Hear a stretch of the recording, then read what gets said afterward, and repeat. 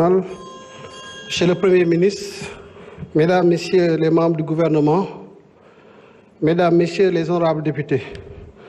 Monsieur le Premier ministre, vous me demandez de répondre à une question à laquelle vous avez donné déjà des réponses assez pertinentes.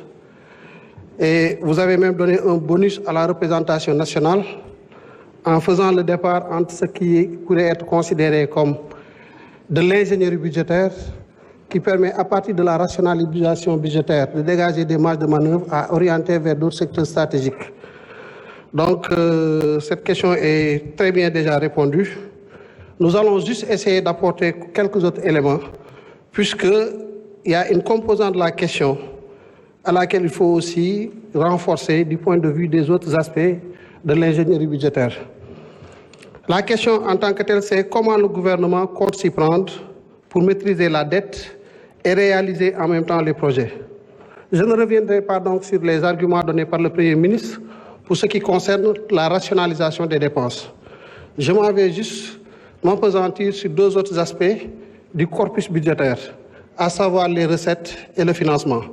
Parce que comme vous le savez, le corpus budgétaire, c'est des recettes, c'est des dépenses, mais c'est aussi un financement pour véritablement la couverture du besoin. Pour ce qui concerne la réponse à cette question, fondamentalement, il faut dire qu'il s'agira de rétablir les fondations de gestion des finances publiques saines. Qu'est-ce qu'une gestion des finances publiques saines?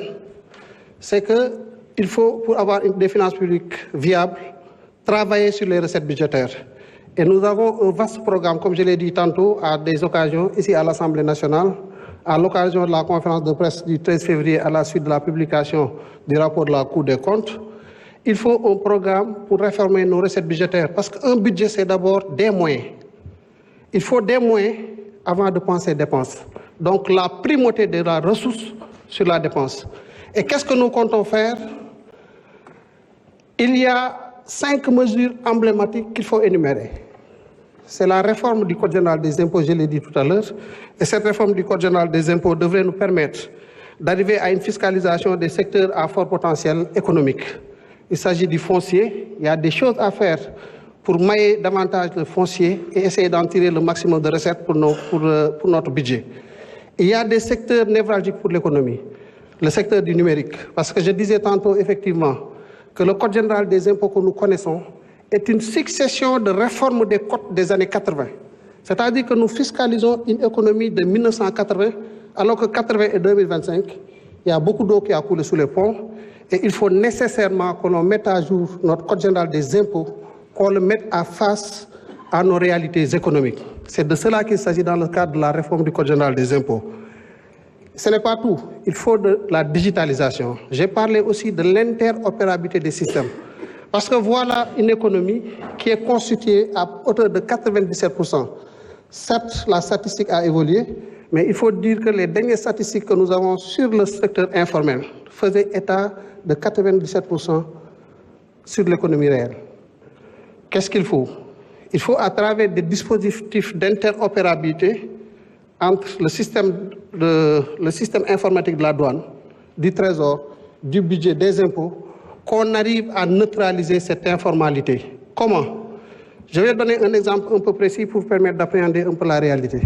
Quand un opérateur va à la douane pour dédouaner son conteneur et prendre son matériel, il faut dire que c'est une bonne opportunité pour l'administration fiscale.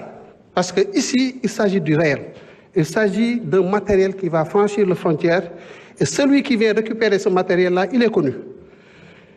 Maintenant, si nous avons un système de Gaïndé qui parle au système SICTAS, par exemple, de la Direction générale des impôts et des domaines, ou si nous avons une autre plateforme qui permet cette communication, on aurait permis à l'administration de manière générale, une fois que l'opérateur arrive et qu'on se rend compte automatiquement avec l'ouverture du système Gaïndé, qui n'est pas connu du SICTAS, du système des impôts, de dire, OK, cet opérateur n'étant pas connu aux impôts, on le laisse faire toute la procédure de dédouanement et une fois qu'on arrivera à l'émission du bon à enlever, qu'on puisse laisser véritablement la Direction générale des impôts et des domaines faire le travail. Ça signifiera que cet opérateur-là n'est pas connu du système et il faudra en ce moment-là qu'il prenne toutes les dispositions pour sa régularisation.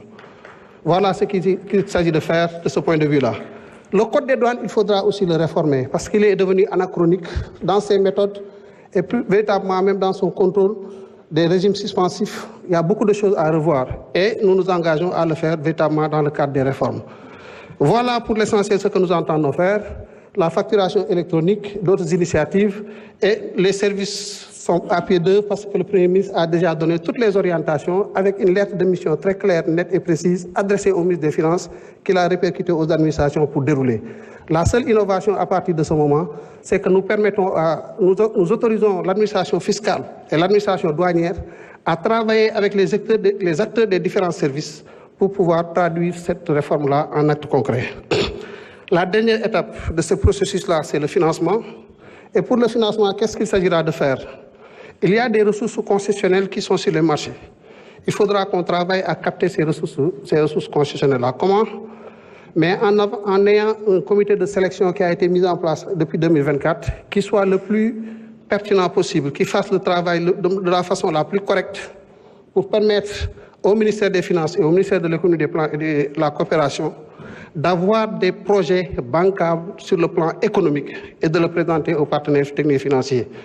Il s'agira aussi de se couvrir contre les risques de change, contre les risques de taux d'intérêt. Et ça, c'est un travail que nous savons faire avec les équipes du ministère des Finances et du Budget. Il y a aussi une rationalisation de l'octroi des garanties et la systématisation de tous les projets d'endettement et leur présentation au Comité national de dette publique.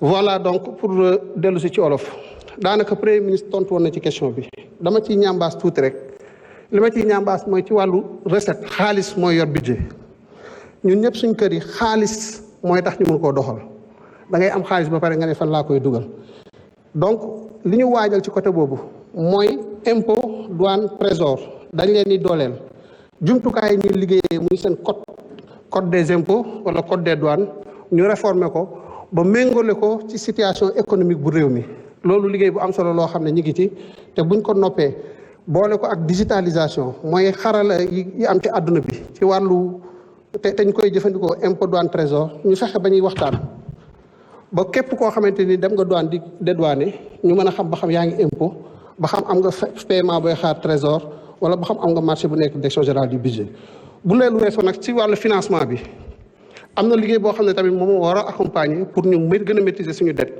mooy di leb ci ay conditions yu faible yu gën a faible ci marché bi te loolu pour nga def ko il faut nga am ay projets yu leer nañ yoo xam ne économiquement éprouvé il faut aussi que ñu couvrir contre les risques comme ku am sa oto ni nga koy couvrir à travers un processus d'assurance. Voilà les initiatives que nous entendons mettre en œuvre. Et merci beaucoup. Merci beaucoup, Monsieur le Ministre.